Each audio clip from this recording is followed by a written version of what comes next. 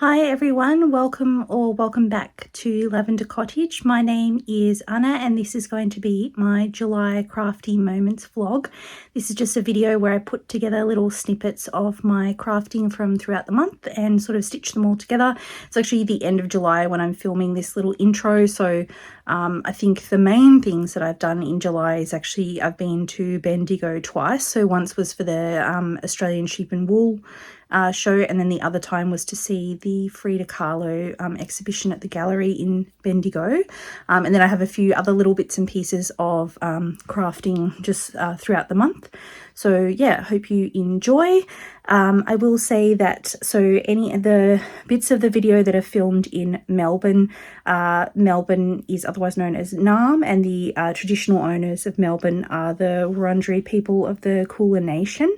However, Bendigo is actually a different country, so that's the lands of the Dja Dja Wurrung people, also of the Kulin nation, and I believe the traditional place name for Bendigo is Jandak. I hope I'm pronouncing that correctly, but I'll have how it's spelled if you're interested in the description box below. So I would like to acknowledge the elders of both of those communities, past, present and emerging, as well as any Indigenous Aboriginal or Torres Strait Islander people who happen to be watching this video. And yeah, I hope you enjoy what I got up to sort of crafting wise in July. I feel like it wasn't a whole lot of crafting and a lot of just buying craft supplies, but yeah, and I think at Bendigo I guess like a lot of people, like you try to film a lot of stuff, but you also do just get kind of swept up in the moment and not necessarily remembering to capture everything that happened. So, but hopefully you enjoy the bits of it that I was able to capture on film.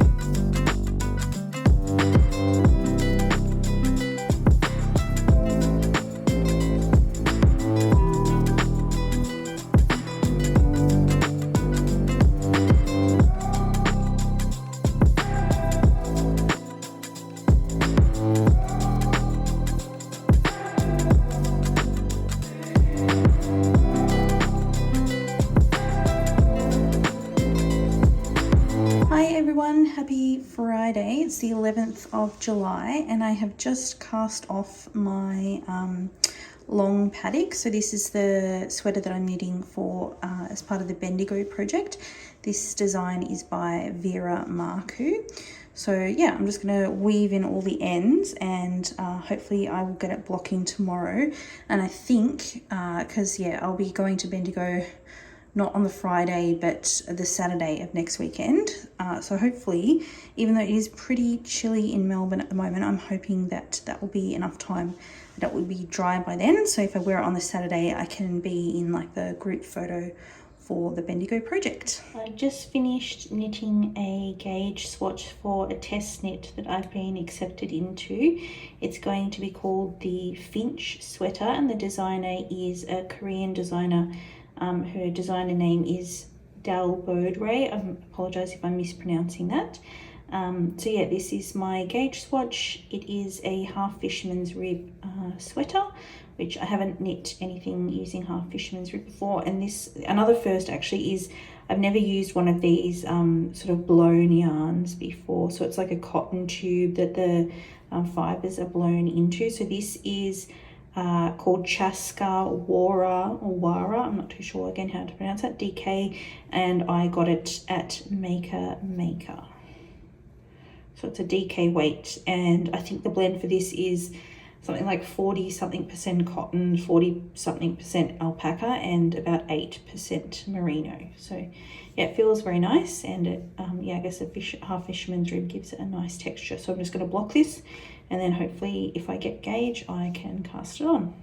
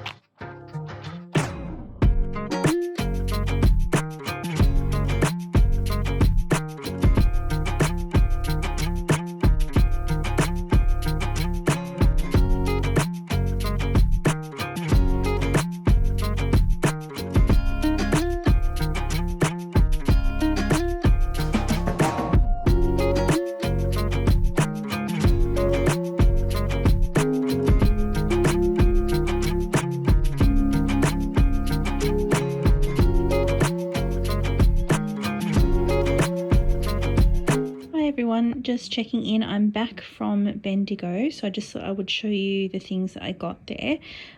So we went on the Saturday, we went up on the Saturday morning and stayed on the Saturday night, and then went on the Sunday as well.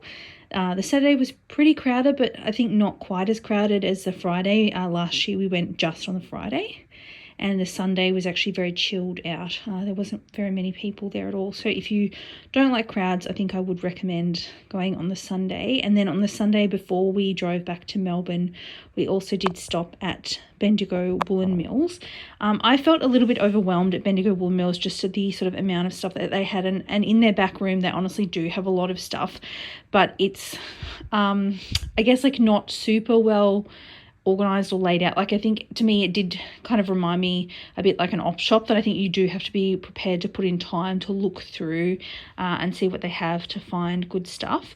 And I think by that stage I'd also already bought quite a lot of yarn. So the only thing I bought at Bendigo Woolen Mills was these 2 balls of their new yarn, their Woolen yarn in the 12 ply, which is a 100% Cordell yarn in the shade Ghost Gum. And these are not actually for me. They're for my mum to knit a little jumper for her grandson, who is my nephew. So that was the only 2 things that I did buy from Bendigo. But I did have a feel of a couple of their bases that are newer that, yeah, I guess it was just nice to feel them and see if I would potentially consider purchasing them in the future. This the Woolen, it also comes in an 8 ply. It is really, really nice. So I think I would consider that for like a sweater or something in the future, depending on how long they have it for. So everything else that I bought for myself fitted in this bag. This is a bag that Pia made for me, though I didn't get this bag at the show. And I will say as well, I bought one other thing that I don't have anymore.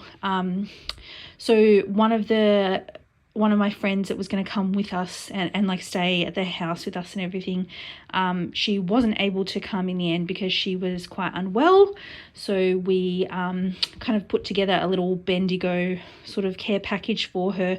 Some my friends, they bought some yarn and stitch markers, and then I bought a project bag that sort of was more like a basket style project bag, I would say, from Sian's Yarns. And then so instead of wrapping the gifts, we put them all in the project bag, and she really did love it. So yeah, that one I don't have that anymore because that one we've already given to my friend.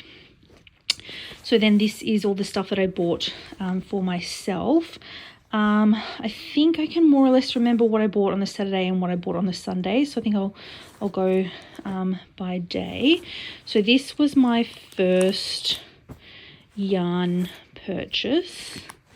That's 1, 2, 3, 4, 5.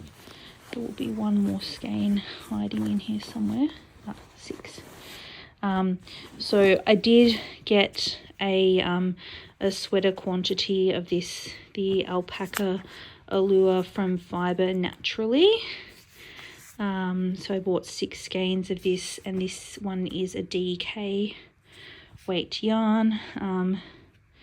So I don't know if you can see the label there, but Australian alpaca and recycled sari silk, 195 meters, and it's an 8 ply or DK weight. So yeah, I really like that one. I don't know if these colorways have names, but hopefully I think it is coming out maybe slightly more grey on the screen than what it is in real life. It's a really, really pale green. So yeah, that was the first purchase of the day on Saturday.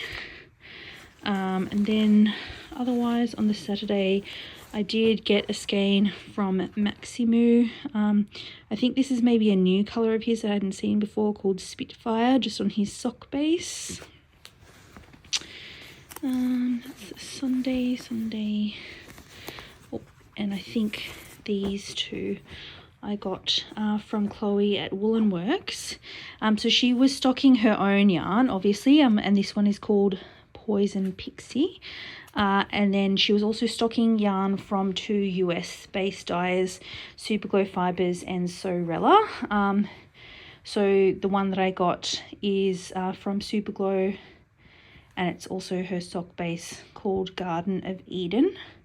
So I can't remember if it was Sorella or if it was Superglo, but I think one of those dyes, they still do ship to Australia, but the cost of shipping is just astronomical. And I think the other dyer, one of the two, Chloe was telling me that she's just actually decided that she's not going to ship internationally anymore because it's just too, like, the shipping costs are just too high. And I don't know if that also has some things to do with like the tariff situations in the US. I'm honestly not entirely sure. But so yeah, those were the yarns that I bought on the Saturday. I also did get a shade card. I mean, they were giving these for free, so I just got a shade card from Yuruga Plains, nice and helpful if you want to like plan some color work later on. I did get a couple of notions on the Saturday, but they're kind of at the bottom of the bag, so I might do all the yarn first, and then the non-yarn purchases. So whoops, this one's coming undone a little bit. From Owl of Athena, I got a sock set and then just a single skein. So this one is called Remember the Lilac, and this one is called Mustard Perspective and Diary Flower. She has another color, like a sort of an olivey green, that she had in minis, and I really liked that with this color, but I actually already have the mini of that at home, so I was kind of looking at them together. But yeah, I already have that mini at home, so I didn't need to buy that. I'll twist that back up in a second. And then my last yarn purchases was back at Chloe's stall. So this one was from her Bear collection. It's called Cousin, and these are all sock yarns. I haven't seen the TV show The Bear, so I don't really can't comment on the inspiration, but I just like the colours.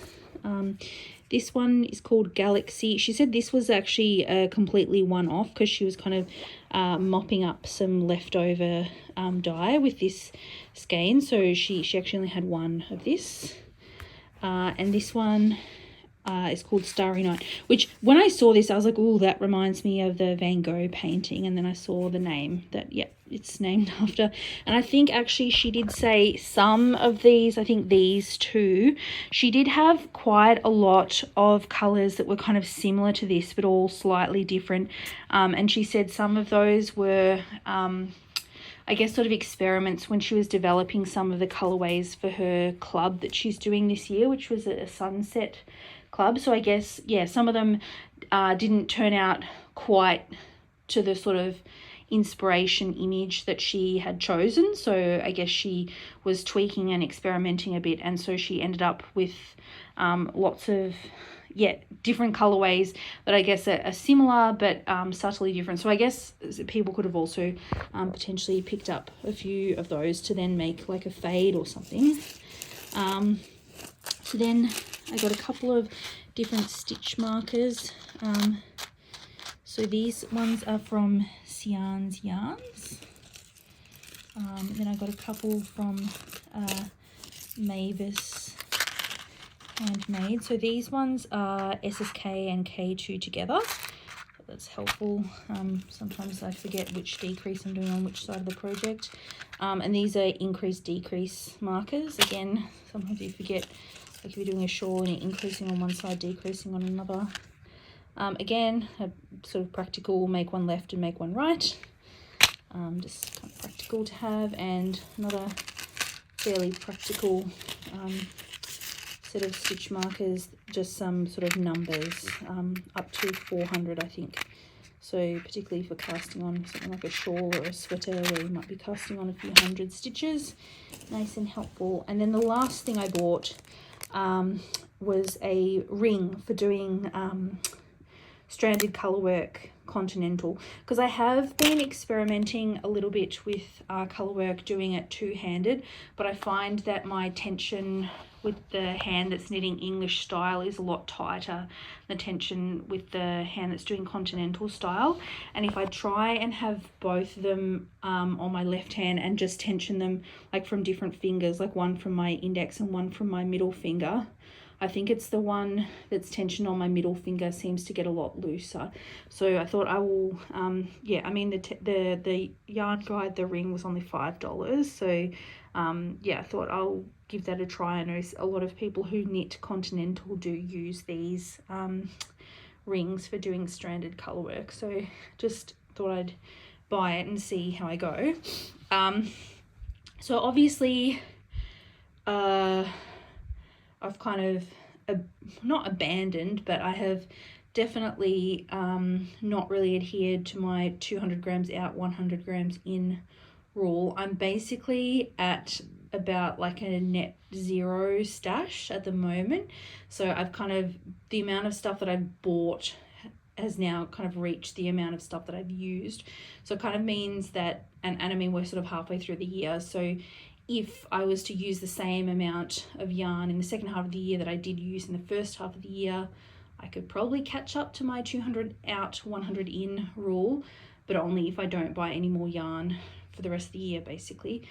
So that is probably what I will be trying to do. And actually I was talking to someone from my knitting group, I can't remember who it was, and I was thinking like maybe for Bendigo, you know, looking at this giant pile of yarn here, a good philosophy would be to say, like, for next year when I go to Bendigo, if I do go, like, you can only, if I haven't knit any of this by next year, then I can't buy anything. If I've knit 500 grams of this, I can buy 500 grams, like to have a net negative increase for Bendigo specifically. I'm not sure, but I think I have been doing pretty well this year so far, so I'm not like super concerned about it.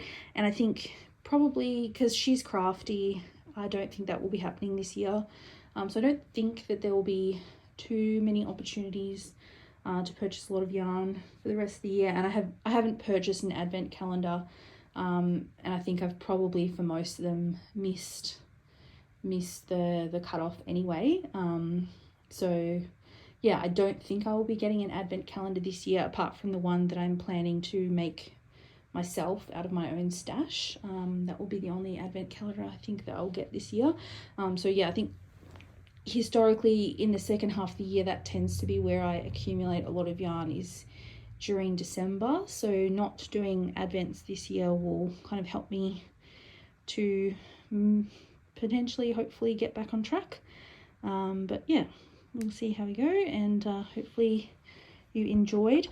This yarn here for the sweater quantity, I was thinking I actually really do like a lot of people were wearing the long paddock, like knit in a lighter colour, and I really liked it. So I was kind of thinking to make another long paddock, but I also do welcome any other suggestions that anybody else has for what they would potentially use a sweater quantity of this sort of alpaca and recycled sari silk blend for.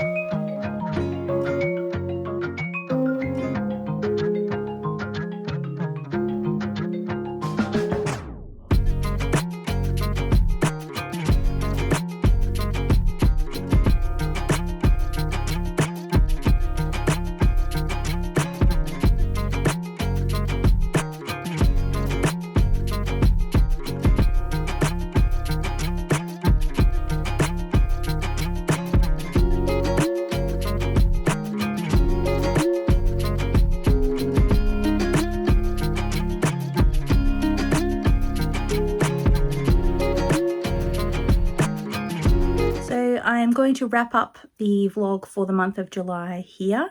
I hope you did enjoy the video. If you did go to Bendigo as well, feel free to let me know what you bought in the comments below. Apart from these monthly Crafty Moments vlogs, me and Pia also try to film a semi-regular fibre arts podcast where we talk about sort of finished objects, whips and future plans, and we sometimes also make knit and chat videos. So I think Pia was thinking that we might film a knit and chat as our next video where I just kind of talk about Bendigo. So I guess some of what you've seen will be like the footage that I've shared in this vlog, but I didn't actually like film any sort of myself narrating, I guess, what was happening. So I guess I could talk about my experience at Bendigo for the second time that I've been. Yeah, in the knit and chat, so that will probably be the next video on the channel, but yeah, we'll see. But yeah, feel free to subscribe if you are interested in following along with any of those types of videos. Hope you enjoyed the video, and thank you for watching, and until our next video, I wish you happy stitching. Bye.